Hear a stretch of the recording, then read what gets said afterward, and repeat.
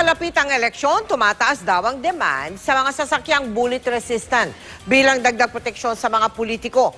Sa Batangas, may mamahaling sasakyang gaya nito ang kinumpiska dahil mababa raw ang pagkakadeklara ng halaga. Nakatutok si June Veneracion, exclusive. Isang mamahaling sports utility vehicle ang kinumpiska ng Customs Intelligence Group sa Port of Batangas. Masyado raw kasing mababa ang idineklara nitong halaga ng shipment mula Dubai, United Arab Emirates. Nasa $45,000 lang o katumbas ng mahigit 2 million pesos. Hindi lang daw kasi ito ordinaryong SUV dahil bullet resistant ang kinumpiskang Lexus LX 570. Sa pagtataya ng CIS o Customs Intelligence and Investigation Service, nasa $160,000 o nasa 7.3 million pesos ang internet value nito. May spot check pa lang eh. Siyempre pag spot check, alam mo na kagad kung bulletproof o hindi. Parang ganyan. Magkakaroon ka na kagad ng idea na pag bulletproof, mas mahal para maliyata yung value. Ayon sa source ng GMA News, kung nakalusot ang SUV, isang politiko sana ang buyer nito.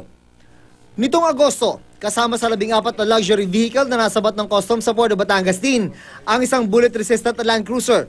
Nakareserba raw ito sa isang politiko sa Nueva Ecija. Tuwing papalapit ang eleksyon, tumataas daw ang halaga ng demand para sa mga bullet-resistant na sasakyan. Kaya sa pagawaan na ito, pila-pila ang mga sasakyan.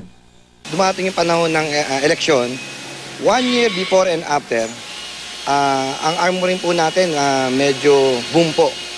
Kasi siguro po dahil dun sa pagdating po ng eleksyon, meron pong need po yung mga politician. Ayon sa isang armoring company, karamihan sa mga nagpapagawa, mga politikong taga Mindanao, Northern at Southern Luzon. At kabilang sa mga kliyente, ilang kapitan ng barangay. Meron din daw mga negosyanteng Chinoy.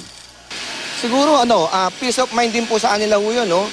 Kasi pag mag-eleksyon, kami narinig ho namin, nauuso na naman po yung mga parang kidnapping. So siguro protection po para sa kanila.